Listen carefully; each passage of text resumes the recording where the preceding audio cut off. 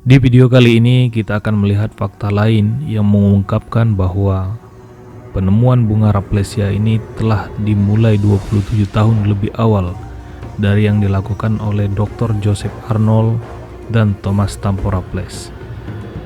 Nah, siapakah tokoh yang telah memulai lebih awal ini? Kawan-kawan, ikuti terus ulasannya.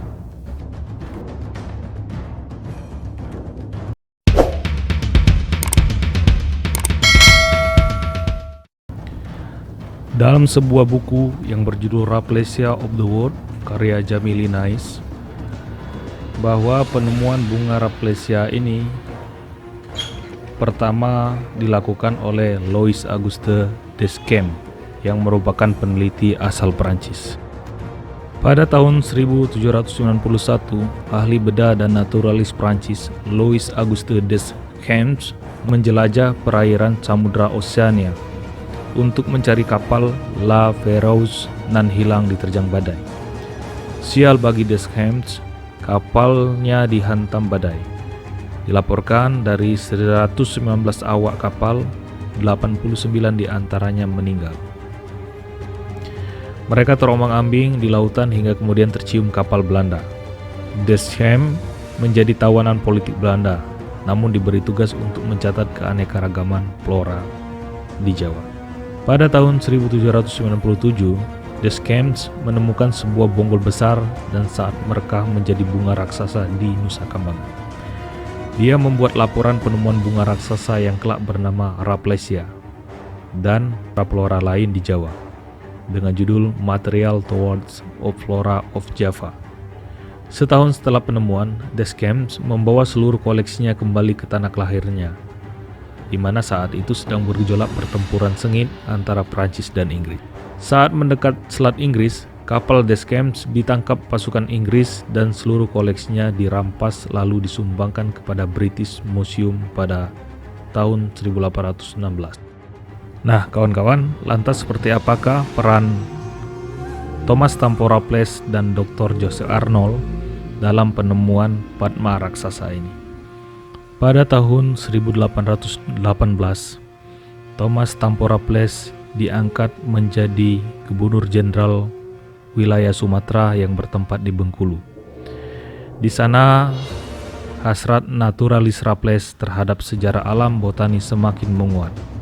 Kemudian dia mengangkat Dr. Joseph Arnold, seorang ahli botani dan juga dokter bedah Angkatan Laut Inggris, untuk melakukan ekspedisi menjelajah pedalaman Bengkulu mencari sumber rempah dan hasil tambang sungai.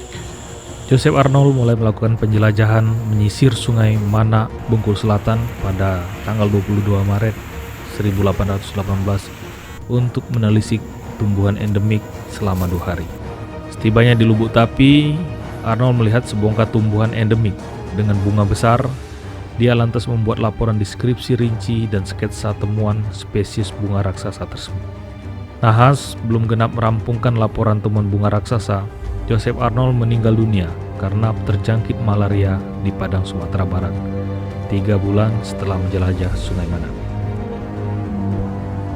Sementara hasil laporan dan dokumen terkait temuan tersebut musnah dilalap api ketika kapal Fem, pengangkut dokumen resmi, terbakar di laut lepas pada tahun 1824. Raffles ketika itu tak ingin temuan penting tersebut tak berbekas. Dia lalu mendatangkan ahli botani Inggris yang bernama William Jack.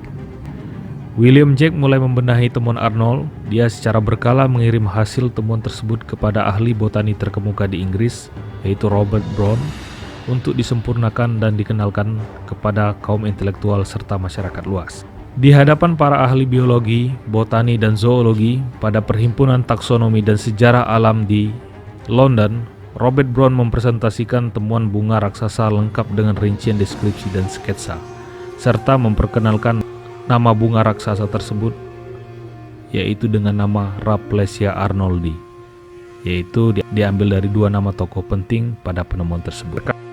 Sementara temuan Deschamps yang telah disumbangkan kepada British Museum pada tahun 1816 yang sempat menghilang dan kembali mencuat di muka publik ketika C.L. Bloom meneruskan temuan Deschamps dan memberi nama bunga tersebut dengan spesies yang berbeda, yaitu Rafflesia padma pada tahun 1825.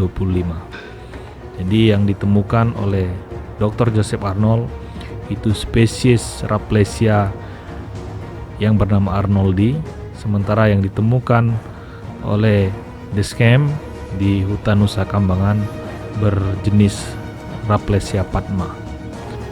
Nah kawan-kawan, itulah tadi ulasan sejarah mengenai penemuan bunga Rafflesia arnoldi. Walaupun telah dimulai oleh Louis Auguste Deschamps, namun publikasinya dilakukan oleh Thomas Stampo Raffles. Semoga informasi ini bermanfaat. Sampai jumpa di video selanjutnya.